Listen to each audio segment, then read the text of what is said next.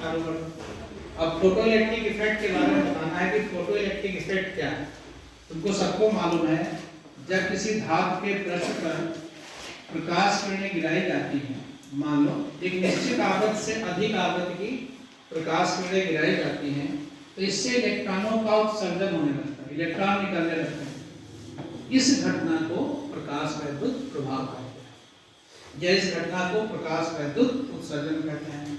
लेकिन कंडीशन यह है कि जब किसी धातु के पृष्ठ पर एक निश्चित आवृत्ति से अधिक आवृत्ति का प्रकाश गिराया जाता है, तो पृष्ठ से इलेक्ट्रॉनों का उत्सर्जन होने लगता है। ये जो घटना है, इसी का नाम है प्रकाश वैद्युत प्रभाव, इसी का नाम है प्रकाश वैद्युत उत्सर्जन। अब प्रकाश वैद्युत उत्सर्जन की जब एक्सप्लेनेशन किया गया, व्याख्या की गई, तो इसकी व्याख्या करने में तरंग सिद्धांत असफल रहा। तरंग सिद्धांत जो है असफल हो गया। तरंग सिद्धांत से हम लोग प्रकाश वैद्युत प्रभाव की व्याख्या नहीं कर पाए, तो इसके लिए आया क्वांटम सिद्धांत। फोटॉन सिद्धांत कह सकते हो, या प्लांक का क्वांटम सिद्धांत, इससे व्याख्या की गई। कहने मतलब है कि तरंग सिद्धांत प्रकाश वैद्युत प्रभाव के गुण की व्याख्या नहीं कर पाया, तो इसके लिए हमें क्वांटा सिद्धांत की आवश्यकता पड़ी। क्वांटा सिद्धांत से प्रकाश वैद्युत उत्सर्जन की व्याख्या की गई। ये क्वांटा सिद्धांत होता क्या है? क्वांटा सिद्धांत के प्रकाश ऊर्जा के छोटे छोटे बंडलों अथवा पैकेटों के रूप में चलता है, जिन्हें क्रमशः क्वांटा अथवा फोटॉन कहते हैं। प्रकाश तरंग नहीं है, ऊर्जा के छोटे छोटे बंडलों के रूप में चलता है, जिन्हें क्या कहते हैं? क्वांटा अथवा फोटॉन। चाहे को फोटॉन कहो, चाहे क्या कहो, क्वांटा कहो, दोनों चीज कह सकते हो। लेकिन जानना यह है कि प्रकाश ऊर्जा के छोटे छोटे बंडलों अथवा पैकेटों के रूप में चलता है। प्रत्येक फोटॉन की एक निश्चित ऊर्जा होती है। यदि प्रकाश की आवृत्ति न्यू है, तो फोटॉन की ऊर्जा कितनी होगी? फोटॉन की ऊर्जा होगी hν, ये बताया गया। और जैसे ही ये फोटॉन धातु के पृष्ठ पर गिरते हैं, तो धातु के पृष्ठ में विद्यमान प्रत्येक इलेक्ट्रॉन से अलग फोटॉन संघटित करता है।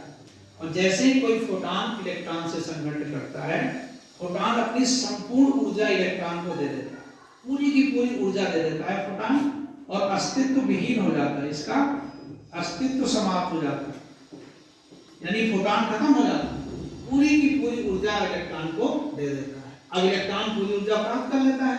इलेक्ट्रॉन दो रूपों में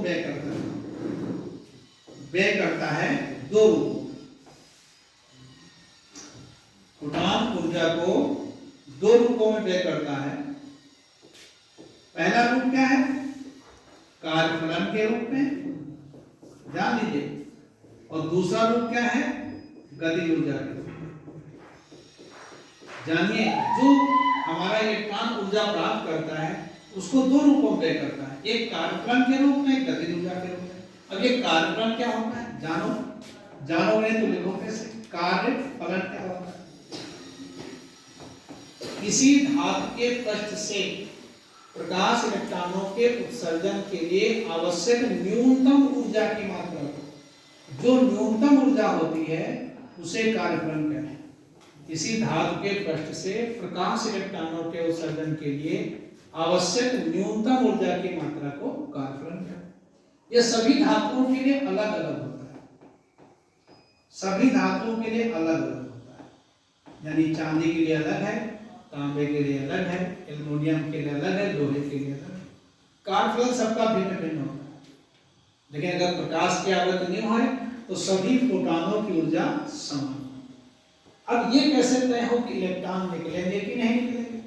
अगर फोटॉन की ऊर्जा कार्यफलन से ज्यादा है, hν greater than work function, कार्यफलन से ज्यादा है या बराबर है, तो इलेक्ट्रॉन निकलेंगे। अगर फोटॉन की ऊर्जा कार्यफलन से कम है, तो किसी कीमत पर इलेक्ट्रॉन नहीं निकलेंगे। यानी इलेक्ट्रॉन का निकलना ना निकलना दो चीजों पर डिपेंड करता है। एक तो धातु की प्रकृति पर, कि हमारी धातु कौन सी है, और फिर उस धातु में तुमने जो प्रकाश गिराया है, उसके फोटॉनों की ऊर्जा कितनी है। अगर आवृत्ति ना दिया हो, तरंग दैर्घ्य दिया हो, तो फोटॉन की ऊर्जा hc/λ। तो फोटॉन की ऊर्जा दो तरीके से निकाल सकते हैं, hc/λ से और hν से। न्यू क्या है? आवृत्ति है। लैम्डा क्या है? तरंग है। अब दो बातें तुम्हारे समझ में आनी चाहिए कि ये न्यू क्या है? आवृत्ति है। दो चीजें होती है, एक देहली आवृत्ति होती है, एक देहली तरंग दैर्ध्य। ये दो शब्द समझ लीजिए। देहली आवृत्ति क्या होती है? New not. और देहली तरंग दैर्ध्य क्या होती है? देहली तरंग दैर्ध्य जो होती है लैम्डा नॉट होती है। अब देहली आवृत्ति किसे कहोगे, देहली तरंग दैर्ध्य किसे कहोगे, जानना जरूरी है। किसी धातु के पृष्ठ पर आपतित प्रकाश की वह न्यूनतम आवृत्ति जो उस धातु के पृष्ठ से प्रकाश इलेक्ट्रॉनों का उत्सर्जन कर सके। किसी धातु के पृष्ठ पर आपतित प्रकाश की वह न्यूनतम आवृत्ति, कम से कम आवृत्ति जो उस धातु के पृष्ठ से इलेक्ट्रॉनों का उत्सर्जन कर सके, उसे देहली आवृत्ति कहते हैं। इसका उल्टा है, किसी धातु के पृष्ठ पर आपतित प्रकाश की वह अधिकतम तरंग दैर्ध्य, ये न्यूनतम आवृत्ति है, ये क्या है? अधिकतम तरंग दैर्ध्य है जो उस धातु के पृष्ठ से इलेक्ट्रॉनों का उत्सर्जन कर सके, देहली तरंग दैर्ध्य। देहली तरंग दैर्ध्य और देहली आवृत्ति में संबंध क्या होता है? C बराबर म्यू लैम्डा। ये देखिए संबंध है। अगर देहली आवृत्ति मालूम है तो देहली तरंग दैर्ध्य निकाल देंगे, और देहली तरंग दैर्ध्य मालूम है देहली आवृत्ति निकाल। अब प्रकाश के दो गुणों के बारे में जानना चाहिए। प्रकाश में दो चीजें होती है, प्रकाश की आवृत्ति होती है, समझ लो बेटा, तुम बाद में पछताओगे, बता रहे एक तीव्रता होती है। आज तुमको बता रहे हैं, तुमको एग्जाम अपने आप में देना।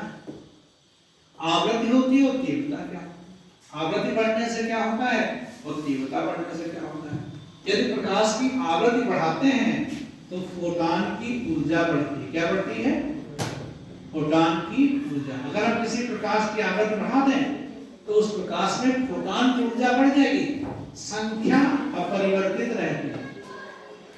संख्या अपरिवर्तित, बड़ी इंपॉर्टेंट बात है। अगर तुमने किसी प्रकाश की आवृत्ति बढ़ा दी तो क्या फर्क पड़ेगा? मान लो 100 लोग हैं, 100 फोटॉन है प्रकाश में, हमने उसकी आवृत्ति बढ़ा दी तो 100 फोटॉन ही रहेंगे। फोटॉन 100 से 150 नहीं होंगे, लेकिन प्रत्येक फोटॉन की ताकत बढ़ जाएगी, ऊर्जा बढ़ जाएगी। लेकिन अगर प्रकाश की तीव्रता बढ़ा दें तो फोटॉन की ऊर्जा वही रहेगी, संख्या बढ़ जाएगी। अब समझने की कोशिश करो। यदि किसी प्रकाश की तीव्रता बढ़ाते हैं तो प्रकाश के फोटॉनों की ऊर्जा पे कोई फर्क नहीं पड़ता है, केवल उनकी संख्या बढ़ जाती है। 100 फोटॉन है तो 150 हो जाएंगे, 150 है तो 200 हो जाएंगे। लेकिन अगर प्रकाश की हमने आवृत्ति बढ़ा दी तो फोटॉनों की संख्या पे कोई प्रभाव नहीं पड़ता है, तो केवल फोटॉनों की ऊर्जा बढ़े।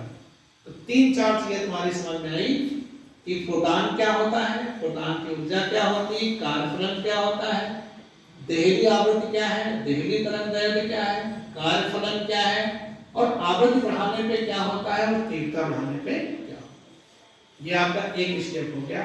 अब हम लोग बताने जा रहे हैं जो 2 नंबर में आएगा, प्रकाश वैद्युत उत्सर्जन के नियम। ऐड कर लेंगे प्रकाश वैद्युत उत्सर्जन के नियम, ये इंपॉर्टेंट है। प्रकाश वैद्युत उत्सर्जन के नियम।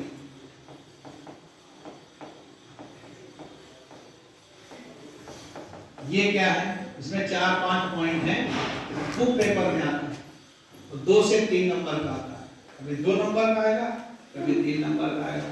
तो पहला पॉइंट ये है, यदि किसी धातु के पृष्ठ पर देहली आवृत्ति से अधिक आवृत्ति का प्रकाश गिराते हैं तो पृष्ठ से इलेक्ट्रॉनों का उत्सर्जन होने लगता है। जैसे किसी धातु के पृष्ठ पर देहली आवृत्ति से अधिक आवृत्ति का प्रकाश गिराओगे, तत्काल पृष्ठ से इलेक्ट्रॉनों का उत्सर्जन होने लगता है। दूसरा पॉइंट है, इलेक्ट्रॉनों के उत्सर्जन की दर, दिमाग लगाइए, उत्सर्जन की दर तीव्रता के समानुपाती होती है। तुमको क्यों मैंने सिखाया है, तीव्रता बढ़ाने पर फोटॉन बढ़ते हैं, और ज्यादा फोटॉन होंगे तो ज्यादा इलेक्ट्रॉन से टकराएंगे, ज्यादा इलेक्ट्रॉन निकलेंगे।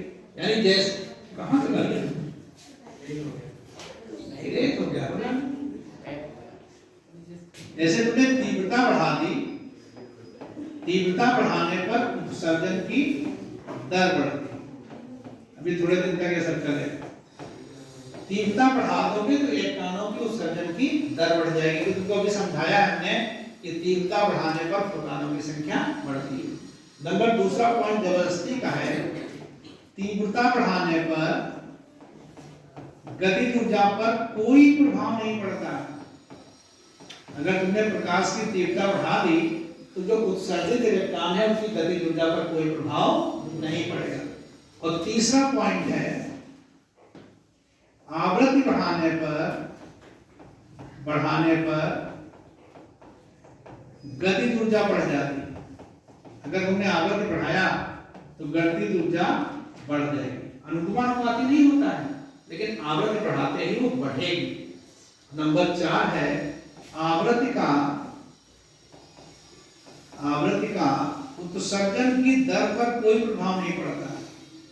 आवृत्ति तुम चाहे बढ़ाओ चाहे घटाओ, जितने इलेक्ट्रॉन निकलने हैं उतने ही निकलेंगे। 4 पॉइंट ये हो गए और लिखने को आ सकता है। 5वां पॉइंट है, जैसे ही किसी धातु के पृष्ठ पर इलेक्ट्रॉन गिराते हैं, वो प्रकाश गिराते हैं, तत्काल इलेक्ट्रॉनों का उत्सर्जन होने लगता है बिना किसी समय पश्चात के। ये 5 पॉइंट है, यहां से आ सकता है। अब जो न्यूमेरिकल पोर्शन है ये देखो, न्यूमेरिकल पोर्शन देख लीजिए, ये बहुत इंपॉर्टेंट है। मान लो कि फोटॉन की जो ऊर्जा होती है, फोटॉन की ऊर्जा 2 भागों में होती है। कौन कौन से? कार्य फलन प्लस गतिज।